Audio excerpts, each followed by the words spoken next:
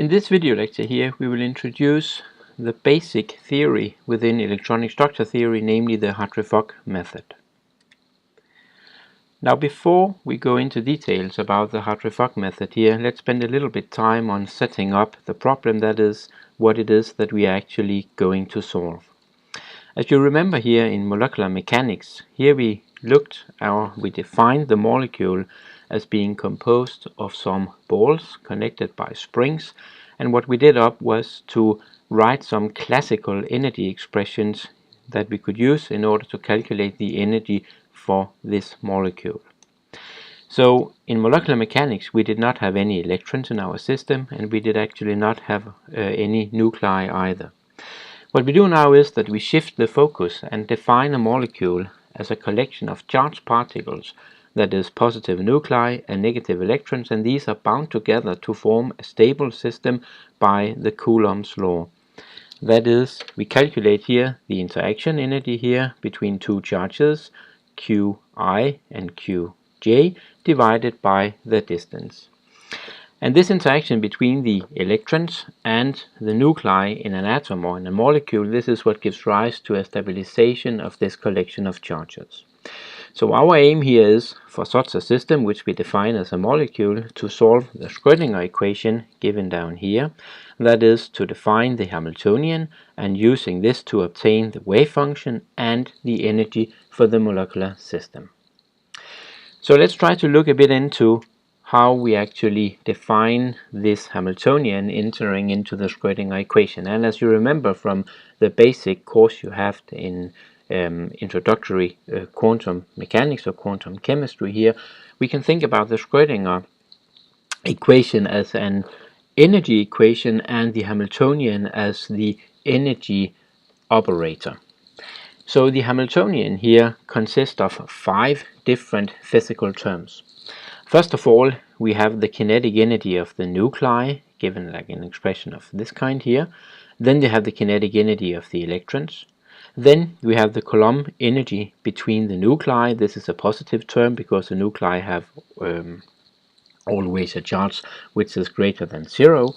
Then we have the Coulomb energy between the electrons here. Again, this is a positive energy term here, again because electrons always have a charge of -1. And then we have the stabilizing contribution here, the 5th term, which is the Coulomb energy between the nuclei and the electrons, and this is actually what gives rise to the stabilization of the molecules. So in the Hamiltonian, that is the energy operator, we have these 5 terms here. Now it turns out here to be very difficult to solve the Schrödinger equation, so in order to do so we need to invoke a few approximations. I here list 3 of the major approximations that we do in order to make the Schrödinger equation into a computational form that we can actually solve for real molecules. The first of these approximations is the so-called Born-Oppenheimer approximation, and you have already discussed this in your introductory course on quantum chemistry here. Effectively, the Born-Oppenheimer approximation relies on a separation between the electrons and nuclei due to the fact that the nuclei are so much heavier than the electrons. Next, we will introduce the Hartree-Fock independent electron approximation, which physically means that each electron is considered as being affected only by the average electric field by all the other electrons. That is, we have no direct electron-electron interactions in our model. And finally, we will introduce the LKO approximation, meaning that we will represent the molecular orbitals as linear combination of atomic orbitals, meaning that we will perform a basis set expansion of a given molecular orbital in a set of atomic orbital functions. So let's try here to look a bit more into the first of these approximations here, namely the Born-Oppenheimer approximation.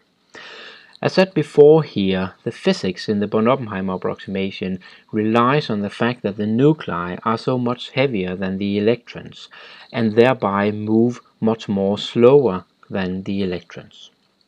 This means here that effectively the electrons will adjust themselves instantaneously to any nuclear configurations and thereby to any changes also in the nuclear configurations. Thereby we can actually treat the electrons and the nuclear motions as being uncoupled, meaning that the energies of the two, that is the electronic and the nuclear energy terms, can be considered as being separable. So the way we can look at this here is illustrated in this figure here. Given now a nuclear configuration, we can take this one here corresponding to a certain internuclear distance. What we do is that for this system we freeze the nuclear positions and then we calculate the electronic energy. This gives rise to this point here on the curve. Then what we do is that we change the nuclear configuration, so we change the distance between the two nuclei in this case here. So again we calculate the electronic energy, and this gives rise now to this point here, and we keep now changing this position in the atomic nuclei, and what we get out of this is an energy curve looking something like this here. And of course this resembles to a very high degree the Morse potential that we have been talking about previously, and exactly the meaning of this energy surface here is exactly the same as the Morse potential. This energy potential here, indicated by the red curve, is what we call a potential energy surface, and this is the electronic energy calculated for different distances between the atoms, the nuclei in our molecule. So once we have obtained this potential energy surface, we can then solve the nuclear Schrödinger equation. That is, we can determine how the nuclei actually move on this potential energy surface. This would be relevant, for example, when we are to calculate vibrational frequencies. So what we need to do here is, first of all, that we need to define a way that we want to build this many electron wave function, that is the function that we have actually solved for here on the slide just before. And the route we will take is that we will make a physical picture where we assign to the system a set of molecular orbitals, that is one electron wave functions, and then using these orbitals we will build the total wave function for the many electron wave function. We could do this in the way here where we assumed here that since each electron would be in its own orbital, that we could write a guess for the wave function as such a Hartree product here of the molecular orbitals. That is simply just a product between all the molecular orbitals in our system, and then starting by filling in electrons, filling up the electrons in the molecule, starting with the molecular orbitals that possesses the lowest energy, and then moving up in energy. Now this could be a very simple form of the wave function, but it has one major physical problem, namely that it doesn't obey the Pauli principle. The Pauli principle says that two electrons cannot all have the same quantum numbers equal, and this actually means that for the many electron wave function we need to invoke this anti-symmetric condition given here on the slide, stating that if we change the two coordinates of particle 1 and 2, or electron 1 and 2 in our case, then the wave function here should actually change its sign. This simple Hartree product up here does not fulfill this anti-symmetric requirement, so we cannot really use this Hartree product here as a good guess function for our system. Instead, what we can do is that we can rely on a Slater determinant, which is written in this bit complicated form here maybe. This is an anti-symmetric product of one electron wave functions or on orbitals. We will work more in class with the form of this Slater determinant, and here we will show explicitly that for the case of a two electron system that such a Slater determinant here actually fulfills this requirement here of being anti-symmetric. So for now here, that we will do is that we will say, well, the form of the wave function that we seek here for our molecular system is given by one single Slater determinant, and this Slater determinant here is now built of the molecular orbitals in our system. The problem now is that, well, we really don't know how these orbitals look like. So what we need to do here is to find out a method that can be used in order to actually give us an expression for these molecular orbitals. Once we then have them, we can insert them into the Slater determinant here, and we then have the wave function, and we can use this wave function to calculate an expectation value of the energy using the Hamiltonian that we introduced on one of the previous slides here. And this is where the self-consistent field theory enters here. So our goal here would be to solve the electronic Schrödinger equation, but the problem for this is, well, exact solutions can only be found for very simple systems like the H2+. So what we will do here is that we will use the variational principle to generate approximate solutions to the Schrödinger equation. So we will not obtain an analytic and exact solution to the Schrödinger equation, but we will use the variational principle to generate approximate solutions. The trial wave function that we will use in order to generate these approximate solutions is exactly the Slater determinant built of the molecular orbitals that I introduced on the slide just before. So in practice here, it means that what we will do is that we will try to generate the best trial function that has a number of adjustable parameters that would be a Slater determinant. Then we will minimize the energy of this Slater determinant as function of these parameters. And in our case here, the parameters that enters into the wave function, well, this is the molecular orbitals. So this will give us, using the variational principle here, an equation that can be used in order to determine the orbitals.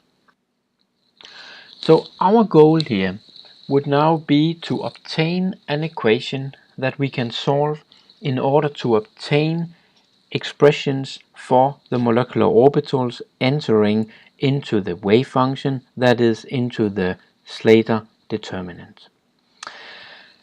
By using here the variational principle on the energy expectation value associated with the expression for the wave function that we have decided on here, we obtain a set of equations called the Hartree-Fock equations.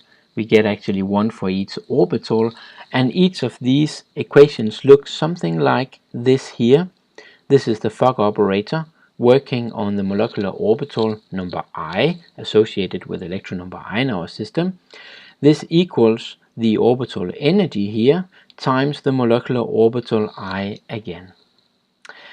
So applying the variational principle here to the energy expression of the energy associated with the form of the wave function that we decided on the previous slide here gives us a set of equations that we can solve in order to actually obtain these molecular orbitals. Once we have obtained the molecular orbitals, we can insert them into the form of the wave function, that is the Slater determinant, and we have calculated the wave function. Now this Fock operator here for electron number I consists of a term due to the kinetic energy of the given electron. Then we have a potential energy term due to the fixed nuclei, that is, one electron is moving in the fixed potential due to the nuclei. And then we have another potential term here, which is due to the average energy term due to all the other electrons in the system. That is, in this model here, the Hartree-Fock approximation, we do not include any direct electron-electron interaction in our description of the molecule, but each electron here moves in the average potential due to all the other electrons in the system. Now if we look a bit more into the Fock operator here, then we usually write it something like this here. The Fock operator is equal to Hi, where we call Hi for the core Hamiltonian operator. It consists of the kinetic energy term and the nuclear attraction for the given electron. And then we have the two other terms here. We have the Coulomb operator and the exchange operator here. The Coulomb operator gives the Coulombic potential or energy for the given electron due to all the other electrons, and the exchange operator here represents an energy due to all the other electrons in the system. The consequence, or sorry, the reason why we have this exchange operator here in the equation is in fact that we required the total wave function to be antisymmetric. So this K here, the exchange operator, and the associated energy called the exchange energy, this is in reality a real quantum effect. So we cannot do any interpretation of this in classical terms. Now, one thing to be noticed here is that in order here to calculate both the Coulomb and the exchange operators here, then we actually need to know something about all the other electrons in our system. So in order here to form the Fock operator for electron number I in our system, then we already need to know some information about all the other electrons in our system. Specifically, we actually need to know all the other orbitals. And this is where we have kind of a problem here. Because if we are to construct the Fock operator for electron number I, that is the Fock operator that we are going to use in order to determine the orbital associated with electron number I, then in fact we already need to know the orbitals of all the other electrons, because we need those orbitals in order to calculate the average potential that electron number I feels from all the other electrons. Now this is actually where the term self-consistency enters into the model here. So let's just repeat here that in the Hartree-Fock model, each electron feels all the other electrons by the mean field created by these other electrons. This means here that the Fock operator for electron number I needs to contain some information of all the other electrons specifically in order to set up, for example, the Fock operator for electron number 1. Then we already need to know the orbitals for all the other electrons in our system. So the way we are going to solve this here is by using a self-consistent field procedure, meaning that when we set up the Fock operator for electron number 1, then we will assume that we have some guesses of all the other orbitals in our system. Using these guesses for the other orbitals in our system, we can construct the Fock operator for electron number 1. We can solve the Hartree-Fock equation associated for this orbital number 1, and we get now an improved value of orbital number 1. Then we go to orbital number 2, using now the improved value for orbital number 1 and the guess for orbital number 2, 3, and so we update and obtain a better solution for orbital number 2. And we proceed like this through all the orbitals.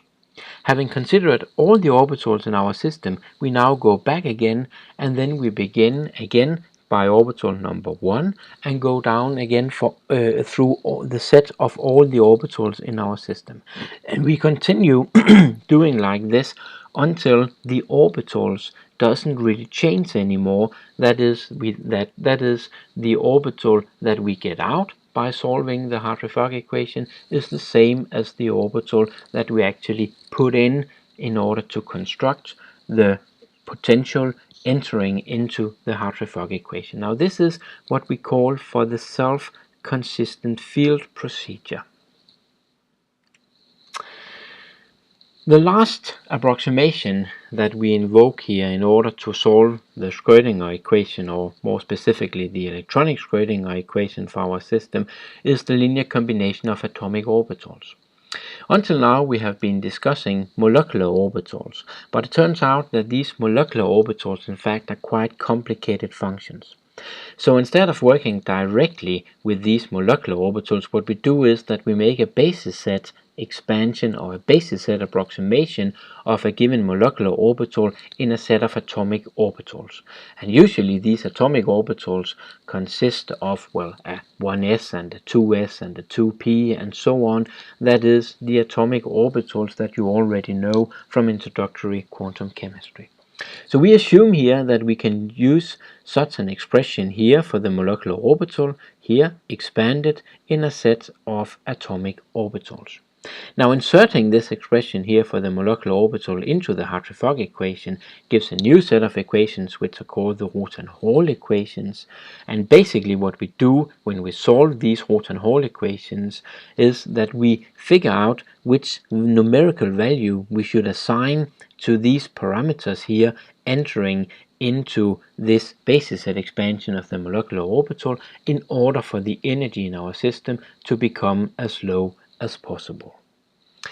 So at the energy minimum, we have the best approximation of the true energy, that is the best approximation to the function representing the true energy, the function being of the form that we have defined previously, that is a single Slater determinant representing our molecular system. And this is exactly what we wanted. So in order to achieve this goal here of obtaining this approximate solution here to the Schrödinger equation, we invoked three major approximations. First of all, we relied on the Born-Oppenheimer approximation. Next, we relied on the Hartree-Fock approximation, meaning that each electron moves in the average potential of all the other electrons in the molecule. And the last approximation was the linear combination of atomic orbitals. That is, that we expanded our molecular orbitals in our system in a set of atomic orbitals.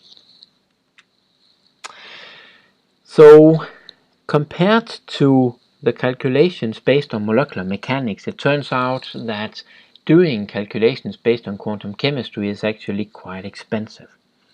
Formally, this SCF procedure here, or the Hartree-Fock method, scales as m to the power of 4, where m is the number of basis functions, which roughly is equal to the number of electrons, at least in the most simple calculations, in our system. So it actually means here that if we take a system and we double the size of the system, then the computational effort will increase by a factor of 16. This is to be compared with the case of molecular mechanics, where the scaling was m to the power of 2, or the system size to the power of 2, meaning that in this case, by doubling the system size, we would obtain an increase in the computational power of around a factor of 4. Now what we gain by this increase in the computational effort, of course, is a much more flexible way of describing our chemical system. We now have electrons. We also have nuclei, meaning that we can begin to really describe the bonding and the dissociation in molecules. This is not possible using molecular mechanics. Here we need the bonding pattern as input to our calculation, whereas using quantum chemistry, we actually get the bonding pattern out, that is, as a result of our calculation here. So looking a little bit here on the accuracy that we can expect from Hartree-Fock calculations, then we can see that we would expect to reproduce bond lengths pretty well, also bond angles, a bit worse for vibrational frequencies, but even worse is the prediction of the relative energies here. Now, even though these numbers here represents quite an improvement compared to the accuracy that we can get using molecular mechanics, then in order to have a real predictive theory here, we need to do better in terms of the accuracy here. So what we'll be looking at in the next video lecture is how we can actually improve upon the result of the Hartree-Fock approximation. And it turns out that one of the most severe approximation in Hartree-Fock theory is that of one electron moving in the average potential, or the average electric field, of all the other electrons. So in order to get beyond this approximation, we need to introduce direct electron-electron interaction in our model. We will call that for electron-electron correlation, and we will see that by introducing this electron-electron correlation in our description, we will be able to get a much improved accuracy as compared to what we can expect based on Hartree-Fock theory.